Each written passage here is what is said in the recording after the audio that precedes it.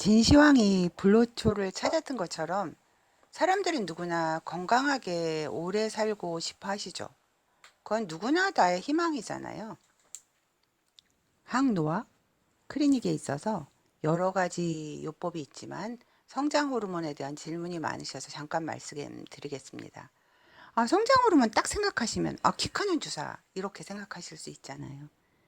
그렇게 어린아이들의 어떤 그 키를 조절하기 위해서도 투여하지만 어른을 위한 성장 호르몬은 항노화입니다.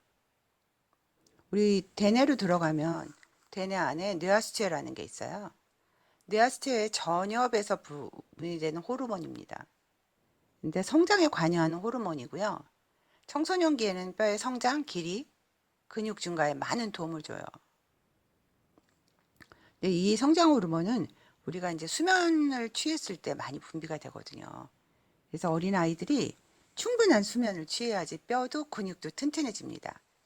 이 부분을 확대해서 본 부분이 여기 뇌하수체거든요. 뇌하수체에 전엽에서 분비되는 호르몬이 여러 가지가 있습니다. 유주분비 호르몬, 부신피질 호르몬, 갑상선 자극 호르몬 여러 가지가 있는데 그 중에 하나가 성장 호르몬이에요. 이 뇌하수체 전엽에서 난소의 호르몬 분비도 관정을 하거든요. 어떻게 말하면 그 말초에서 나오는 호르몬에 대한 그 총체적인 지휘자죠.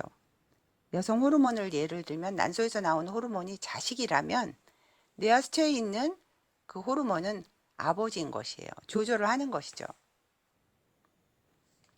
성장 호르몬이 제대로 분비돼야지 키가 큽니다. 대한민국은 최근에 가장 그 키가 과거에는 굉장히 작았잖아요. 근데 아주 초스피디하게 키를 키운 나라 중에 하나입니다. 물론 영양도 굉장히 좋아졌죠. 그런데 입시에 그렇게 시달리는데 우리 아기들이 하여튼 키가 커졌어요. 근데 성장 호르몬이 제대로 분비가 되려면 푹 재워야 됩니다. 푹 재워야 돼요. 성장 호르몬이 떨어지면서 우리가 근육도 약해지고 뼈도 약해지고 어른들이 얘기하시는 나이살이 찝니다. 남성도 여성처럼 몸매가 되고 여성도 복부의 비만 같은 것들이 늘어나게 되는 것이죠. 그래서 키라는 것은 물론 엄마 아빠의 키를 계산해서 아이들의 키를 예상할 수가 있습니다. 그러니까 성장 호르몬이 충분히 나오면 키를 푹 키울 수 있어요. 훌쩍 쑥 키울 수 있습니다. 나이가 드시면 뇌하 수치에서 성장 호르몬 분비가 떨어집니다. 성장 호르몬은 20대 후반부터 떨어져요. 20대에 가장 많이 분비됩니다. 푹 자야죠. 고등학교 애들을 아침에 깨우려고 해보세요. 1시간씩 깨워야 되잖아요. 그러니까 좀 농담으로 말씀드리면 잠에 골아 떨어진다 그럴까요? 보쌈을 해가도 모를 정도로 자잖아요. 그런데 어른들은 대학병원에 가고 각 병원에 가시면 수면 전문 클리닉이 있어요. 왜냐하면 나이가 드실수록 초저녁 일찍 주무시고 일찍 일어나십니다. 또한 잠의 깊이가 얕습니다. 그렇기 때문에 성장 호르몬 분비는 20대 이후부터 매 10년마다 14%의 감소를 보입니다. 65세가 되시면 20대 분량의 몇 프로? 50% 정도밖에 안 나옵니다. 그래서 성장 호르몬은 항노화의 아주 중심일 수가 있고 사랑을 하는 데도 필수입니다. 뼈도 튼튼하게 만들어주고 지방이 덜 축적되게 합니다. 심장 기능이 향상되죠. 그냥 푹 자고 나니까 뇌 기능도 개선됩니다. 그러니까 오장, 신장, 뇌, 심장, 장 기능도 향상되죠. 우리가 굉장히 피곤했다가 푹 자고 나면 그 피곤감이 다 어디 갔지? 아침이 되면 이렇게 느끼시는 게 개운해지는 느낌이 들잖아요. 그렇듯이 성장 호르몬은 근골격계를 유지해주고 항노화에 필수입니다. 성장 호르몬을 맞고 나시면 복부 지방이 감소되는 효과를 볼 수 있고요. 기억력이 좋아지는 효과도 볼 수 있고 몸이 좀 상쾌해지는 느낌? 붓는 느낌이 덜 하시는 느낌? 피곤한 느낌이 훨씬 덜 하시죠. 숙면을 취하실 수가 있습니다. 그리고 머리털도 좀 이렇게 굵어지는 느낌, 피부도 촉촉해지는 느낌. 그래서 손발 저림, 나이가 드시면 피부 두께가 굉장히 얇아지시죠? 그런 그 피부 두께도 증가해 줄 수가 있습니다. 또한 골 밀도를 개선하는 효과에 대한 논문도 꽤 많습니다. 우리가 개인적으로 도대체 성장 호르몬은 어떻게 해야지 분비가 잘 되나? 충분한 수면을 취할 수 있도록 노력을 하셔야죠. 우리 충분한 수면을 방해하는 게 대표적인 게 뭐죠? TV, 스마트폰에서 나오는 특이한 광선. 성장 호르몬을 잠을 충분히 잘 수 있는 환경을 만들어서 충분한 수면을 취할 수 있도록 노력하셔야 됩니다. 그리고 빨리 달리기, 스트레칭, 수영, 테니스, 운동 자체가 성장 호르몬 분비가 증가됩니다. 그런데 나이가 드셨을 때 갑자기 뭐 빨리 달리기나 수영을 강하게 하시면 몸에 좀 무리가 갈 수 있죠. 그래서 자기 체력에 맞는 강도의 운동을 선택하셔서 운동을 하시는 게 아주 좋습니다. 어떤 헬스클럽 같은 데 가면 전신을 이렇게 바이브레이터라고 있어요. 진동.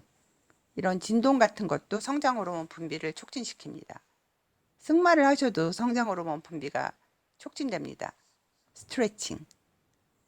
땀이 날 듯 말 듯.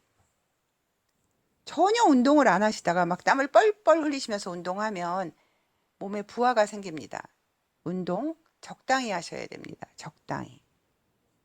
나이 든 사람은 성장 호르몬 분비 자체가 20대 65세 이상이면 밤 정도밖에 나오지 않기 때문에 에너지가 없어요.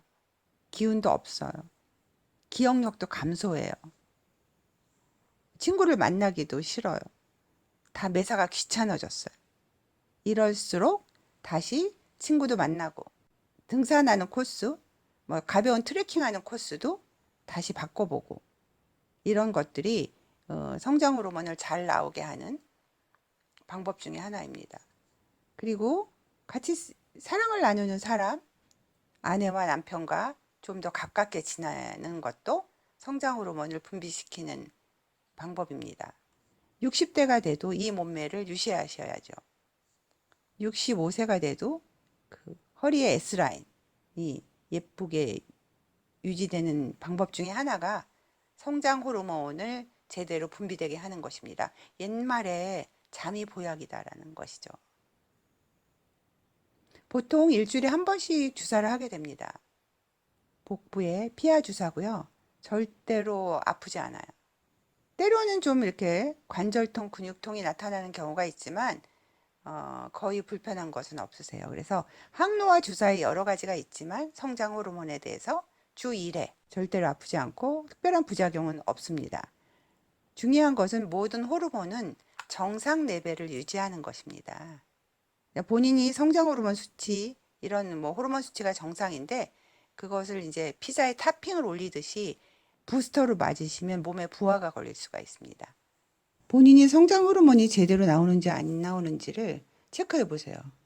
낮에도 계속 졸려요. 집중력과 기억력이 떨어집니다.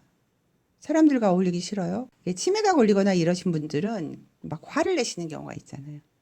그래서 감정 조절이 잘 안 되는 경우도 좀 성장 호르몬이 결핍되는 사인 중에 하나입니다. 매사에 자신이 없어요.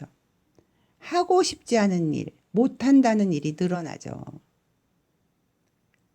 쉽게 화를 내거나 불면증 때문에 종종 밤을 새곤 합니다. 그리고 이제 고단백 시기가 아주 중요합니다. 노인들 오시면 이래요. 입맛이 없어서 그냥 김치에다 찬물에다 말아 먹었어요 이래요. 고단백 시기가 성장 호르몬 분비를 촉진시킵니다. 살코기, 생선, 버섯류 등을 규칙적으로 섭취하셔야 됩니다. 탄수화물 섭취를 좀 줄이시고 떡, 빵 이런 것들을 좀 줄이셔야 됩니다.